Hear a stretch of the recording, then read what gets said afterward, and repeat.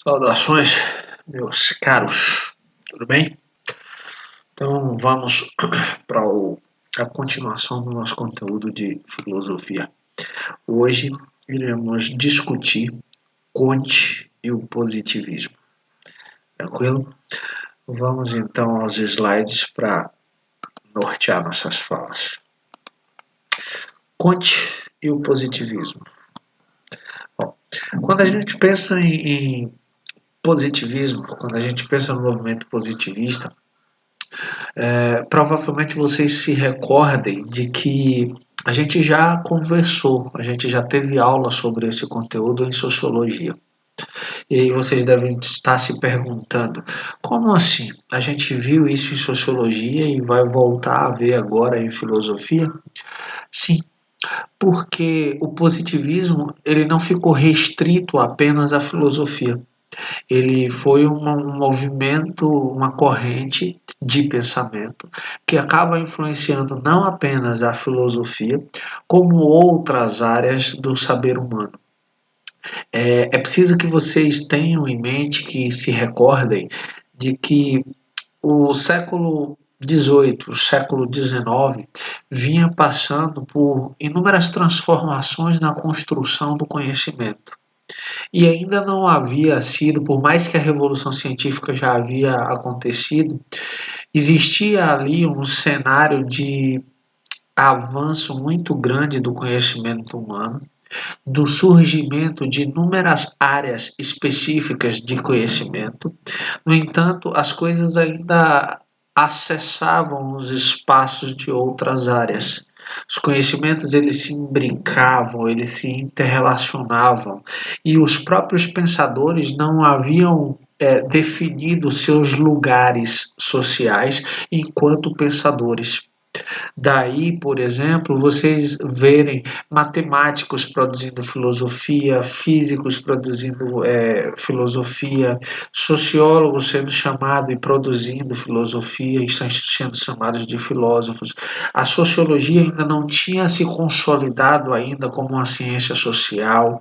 Então a gente vê esse transitar de possibilidades de campos de conhecimentos diferentes eles se mesclarem. Sem contar que, por mais que o método científico das ciências naturais já tivesse muito avançado com relação às ciências sociais e humanas, a busca pela construção de um método para as ciências humanas ainda era uma frequente, ainda era uma busca permanente ali naquele espaço. Então o positivismo ele surge como uma possibilidade de construção desse método que vai oferecer às ciências humanas e sociais um caminho seguro a ser trilhado na construção do conhecimento verdadeiro. Por isso, o positivismo acaba influenciando outras áreas do saber, e não apenas a filosofia ou a sociologia. Tranquilo até aqui? Então vamos ao próximo tópico.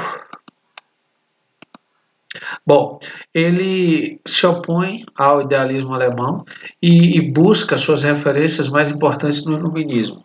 Vocês estudaram o iluminismo alemão, estudaram Fichte, Schellner, ainda em sala de aula, estudaram Hegel depois, já por aula remota, e o positivismo vai caminhar exatamente na contramão do idealismo. Por quê? Porque o idealismo ainda está discutindo abstrações. O idealismo ainda está trabalhando no campo das ideias. E o positivismo ele vai reivindicar a importância de que a gente observe os fatos, que a gente observe a natureza, que a gente contemple essa natureza para transformá-la, para obter dela as melhores oportunidades possíveis em direção a um progresso, em direção a um desenvolvimento. Então, o positivismo ele vai propor uma ciência mais ativa, um conhecimento mais ativo, que vá buscar principalmente a transformação da natureza em benefício da sociedade humana. Dentro desse contexto, por exemplo, plausível, é aceitável quando a gente para e pensa: As religiões, por exemplo, nos apontam que nós descendemos de Deus, fomos criados por Deus.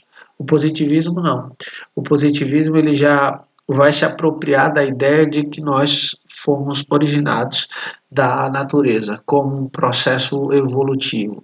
Óbvio que vocês não devem perder de vista que a teoria da evolução de Charles Darwin já havia sido publicada, A Origem das Espécies. Então, todo esse debate já estava acontecendo ali no centro da Europa. Da mesma forma que ele se opõe ao idealismo alemão, ele também se opõe ao marxismo. Por quê? Porque o positivismo, e talvez essa seja uma visão extremamente ingênua do positivismo, o positivismo ele não acredita na transformação da sociedade pelas vias revolucionárias, como queriam os marxistas. O positivismo acredita que a sociedade burguesa industrial vai gerar riquezas e que, na medida em que a maré sobe, todos os barcos sobem juntos. Trocando isso em miúdos, o positivismo acreditava que essas diferenças sociais, esses abismos e desigualdades que povoam a nossa realidade, eles deixariam de existir na medida em que a sociedade se enriquecesse e todo mundo teria acesso a essa riqueza. Por isso ele olha a sociedade industrial burguesa com bons olhos, ao contrário dos marxistas. Infelizmente, os marxistas estavam certos, porque o fato da sociedade produzir muito e gerar muita riqueza não necessariamente vai favorecer a todas as pessoas. O positivismo, por exemplo, não levou em consideração que o desenvolvimento dessas riquezas, através da imensa produção que estava sendo construída ali, geraria a concentração de renda nas mãos de poucos e uma falta extrema na mão dos muitos, ou na vida dos muitos. Ele não levou isso em consideração. Então, a oposição dele ao marxismo é exatamente no sentido de dizer: não, calma, não, quando as sociedades se tornarem ricas e abastadas, todo mundo terá acesso. Não teve. Não teve, infelizmente. Vamos ao próximo tópico? Para o positivismo, a função da ciência não era só explicar os problemas sociais, mas também resolvê-los. O que é interessante é, você vai pensar, por exemplo, agora, vamos pegar um contexto contemporâneo extremamente presente na nossa sociedade agora. A gente está passando por uma pandemia que obrigou o mundo inteiro a organizar um processo de isolamento social que, para o nosso século XX, o século anterior, e para o atual século, o século XXI, já próximo da segunda década do século XXI, isso era impensável. No entanto, a gente está vivenciando isso. E onde estão depositadas todas as esperanças de todo o planeta? Na ciência.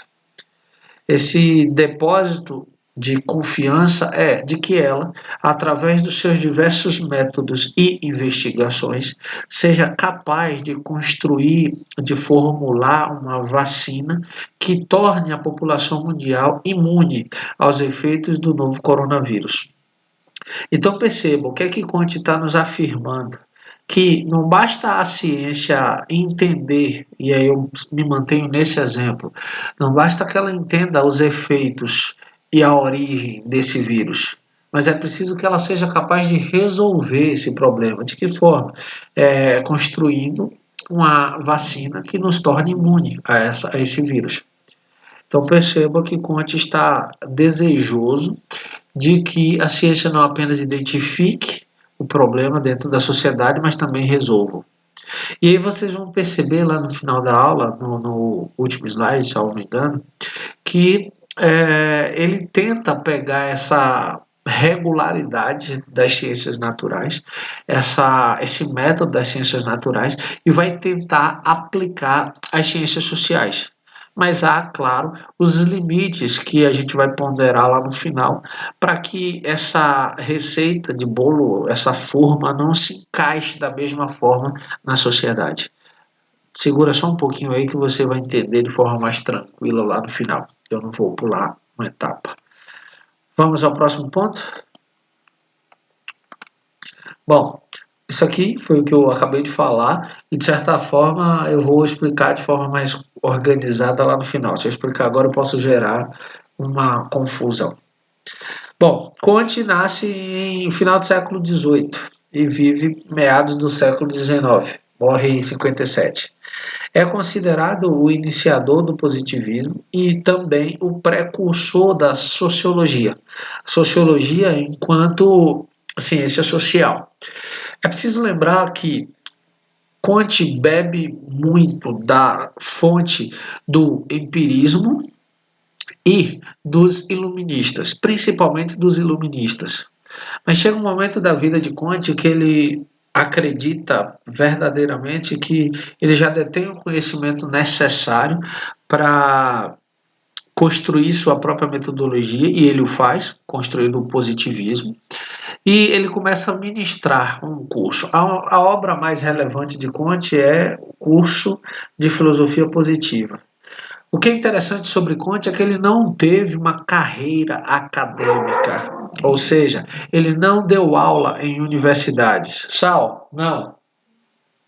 Ele não deu aula em universidades. Ele lecionava em casa, em cursos particulares, e num dado momento ele simplesmente parou de se debruçar sobre as obras iluministas e empiristas, porque ele acreditava que, de posse do conhecimento que já tinha, era preciso, como ele mesmo disse, fazer uma higiene mental e produzir seu próprio conhecimento sem a influência de outras leituras, ou seja, sem a influência de outros pensadores. Conte concebeu que a vida humana, assim como a história da humanidade e a própria história das ciências, elas teriam três, três etapas, o que ele chama de três estágios. Esses estágios ou estados, em algumas traduções aparecem como estados, em outras como estágios.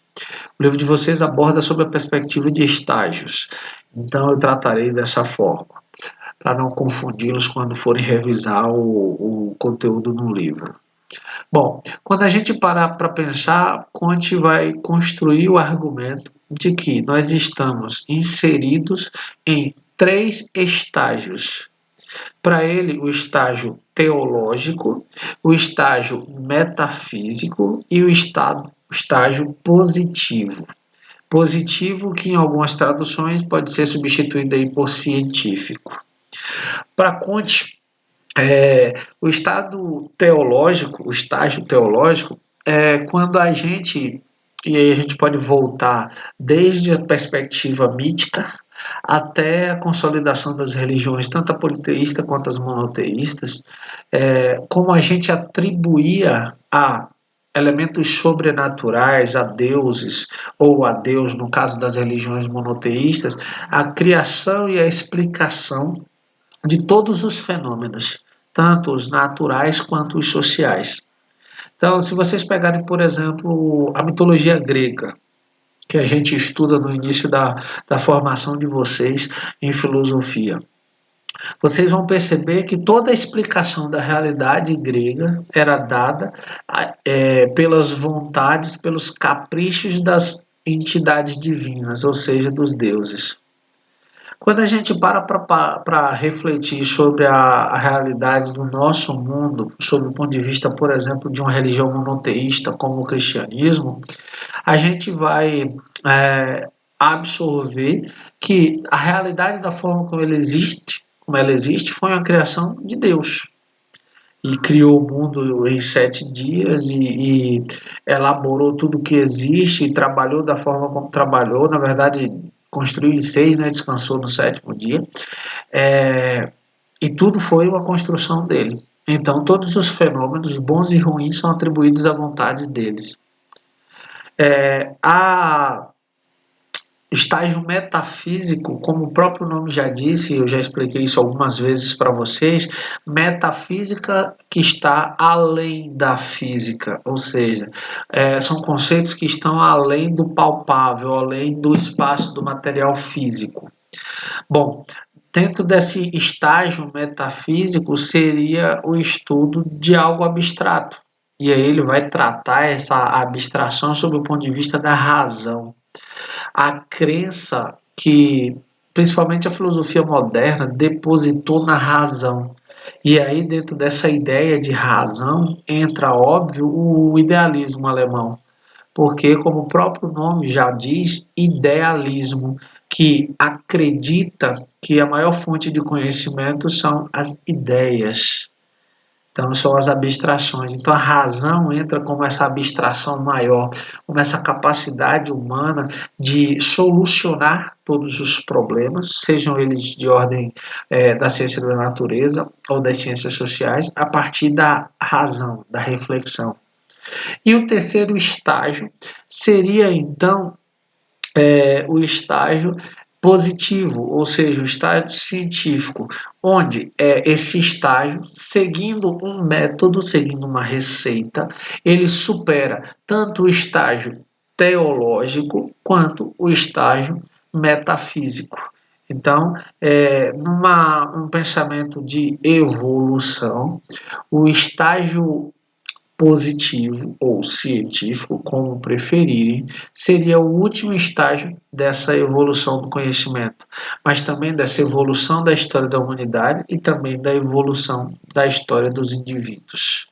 Pensando o indivíduo como uma peça e a humanidade como conjunto e a relação delas, dessa peça que é o indivíduo. Tranquilo até aqui? Então vamos aos tópicos, apenas para compreensão se tornar mais bem amarrada.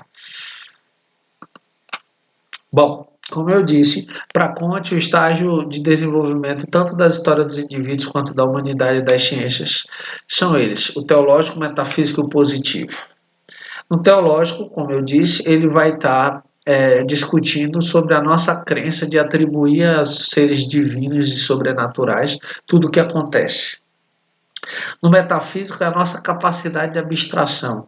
E aí ele cita um marco histórico que é a Revolução Francesa, onde a razão e a crença nessa razão era o ponto fixo onde as pessoas depositavam sua confiança. E aí ele vai dizer que essa razão acaba se tornando essa força abstrata para explicar tudo que existe. Para ele, o positivo seria propriamente já o científico, que vai o quê? Abandonar as explicações sobrenaturais e as explicações metafísicas da existência de forças abstratas. Por que o positivismo ou o método científico, nesse caso, vai poder abrir mão tanto do sobrenatural quanto das forças abstratas? Porque quer queira, quer não, o fato de seguir um método dá essa garantia de um caminho seguro, dá essa garantia de que se está produzindo uma verdade que pode ser verificada. Do ponto de vista da história dos indivíduos, os estágios corresponderiam, respectivamente, à infância, à juventude e à maturidade.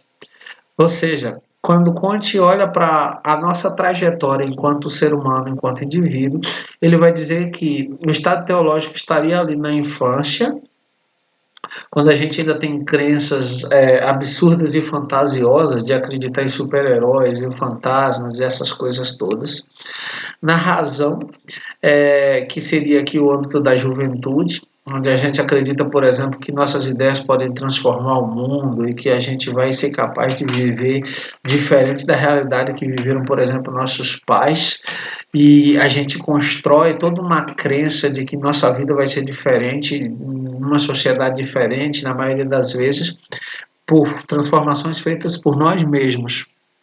E a maturidade seria o conhecimento esse científico, que já vivenciou e já experimentou, já foi experimentado, que deixou um método a ser seguido e que, ao se deparar com essa maturidade, o indivíduo olha para a realidade da qual ele faz parte e é capaz de compreendê-la em todos os seus detalhes. Por quê? Porque essa compreensão já foi alcançada por outros.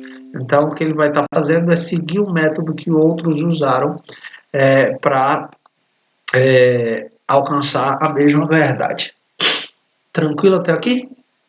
E, do ponto de vista da história da humanidade, ele vai colocar que o teológico se encerra com o monoteísmo, ou seja, com a consolidação das religiões monoteístas.